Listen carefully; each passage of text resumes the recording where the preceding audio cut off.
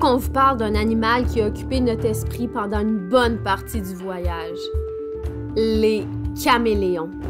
Voir un caméléon en milieu naturel, j'en ai rêvé tellement longtemps. On a tellement cherché. Puis l'erreur, ça a été de penser que ça allait être facile d'en trouver. Sur les réseaux sociaux, hein, ça a tellement l'air facile. On dirait que tout le monde en trouve en clignant des yeux.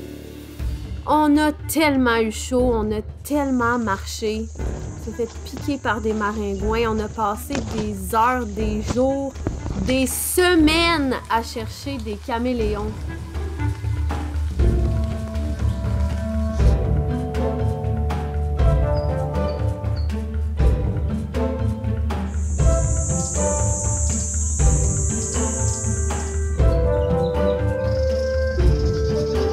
On s'est finalement résigné à demander de l'aide à des spécialistes. D'ailleurs, on va mettre le lien vers leurs réseaux sociaux dans la description parce qu'ils ont vraiment du bon contenu.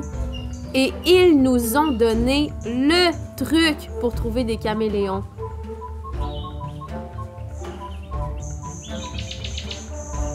Imaginez-vous donc qu'ils sont plus faciles à trouver la nuit. Et oui, même si ce sont des animaux diurnes, la nuit, c'est le meilleur moment pour les trouver. Et il y a un endroit qu'on nous a conseillé pour trouver des caméléons, et c'est la passerelle avec les crocodiles et les hippopotames. On a donc pris notre courage d'une main et notre lampe de poche de l'autre, et on s'est dirigé vers la passerelle aux crocodiles en pleine nuit dans l'obscurité totale.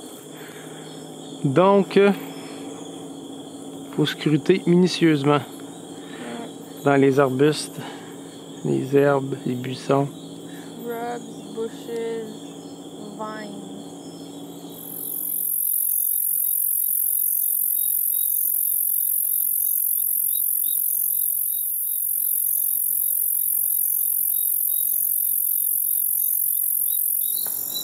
Oh mon Dieu, t'as entendu?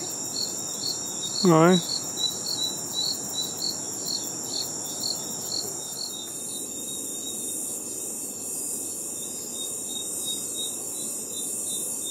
La branche. Oh non, c'est ça. Je veux voir C'est clair. ça. Je suis sûre. Tu vois-tu? Ah oui, je le vois. Ça va le réveiller si je l'éclate. Non, mais c'est pas grave, ça le réveille.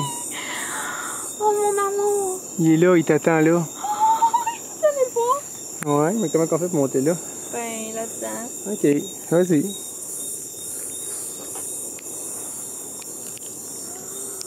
Mon rêve.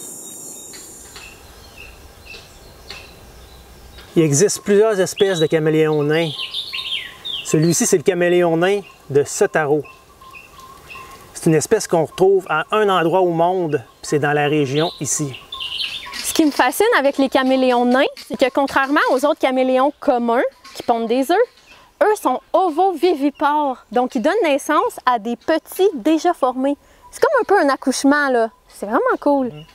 T'as vu comme il est bien adapté à la vie arboricole? Vraiment! Premièrement, ses doigts sont soudés et opposés, ce qui l'aide à saisir les branches sur lesquelles il va se déplacer. Également, la queue préhensile. Ça, c'est pratique.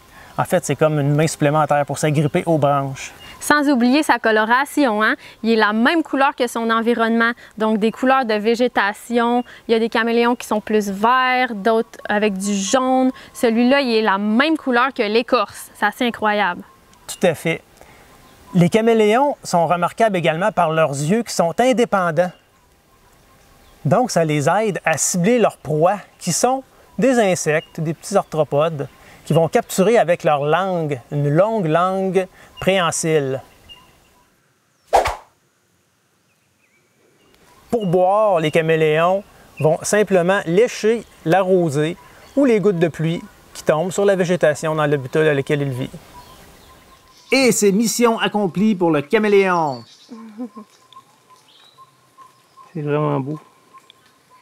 Comme un bonheur n'arrive pas seul, le soir même, sur la route, on trouve un autre caméléon nain. Cette fois-ci, c'est un mâle. On le reconnaît à sa coloration orangée sur les flancs. Ah, il est beau, c'est un mâle. Hein? On va lâcher sur notre terrain. Ah oui, la bande orange, on va le filmer. On va le lâcher sur notre terrain. Tu En vois? sécurité. Oui. Oui.